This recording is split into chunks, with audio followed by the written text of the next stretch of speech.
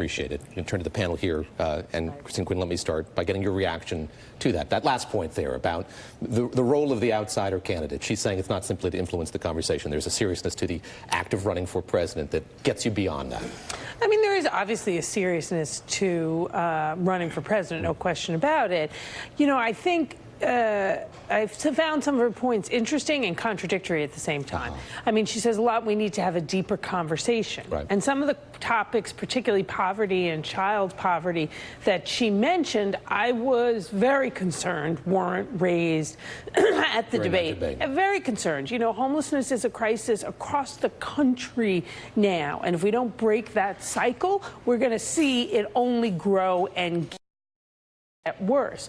But if you have 20 people and 2 nights of debates, even with 10 people on the stage, it's actually impossible to have a deeper conversation. So at some point, people staying in to just stay in, even though they say they're not, they are, doesn't help us forward discourse on the critical issues she's outlined. Emily, lastly to you here, Tom Perez, the DNC, has gotten a lot of criticism for the way this process has unfolded. He was trying to avoid the kind of tiered debates we saw during the last cycle with the Republicans. Where do we go? Where does the party go from here? Facing that criticism about these debates, facing criticism about the way climate change has been dealt with during the course of these debates as well. How much rebuilding has to happen of the party and the way that the party looks at primaries and caucuses going forward? I mean, the party is not the DNC, right? Like, the DNC is an apparatus that is there to help determine who the president is and go from primaries to general election, be ready to get into the general election against a Republican, and support the state parties, right? Like, and that is what the DNC does. The actual Democratic Party is distributed. It is all over the country.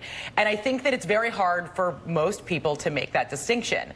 And so I think that the criticism that Perez faces daily from people who are very much inside the system versus the public at large who are like, just help me figure this out, just narrow this field for me, are total extremes. Like, the criticism that the leadership at the DNC and those inside get is mostly coming from Bernie people who really don't want to live down 2016 feeling like he was shut out of the process. And so the way that they made the determination of who would get into the debate and who would not is based on hearing that criticism. And they made a lot of concessions that do, in fact, favor not every candidate, but one candidate in particular. But that is very contrary to what the rest of the public is saying, who's like, just give me a candidate. Just help me figure this out. Not concerned with the allocation of delegates and all of that. All right, up ahead here, 5 GOP congressmen in Texas are not running for re-election, and Democrats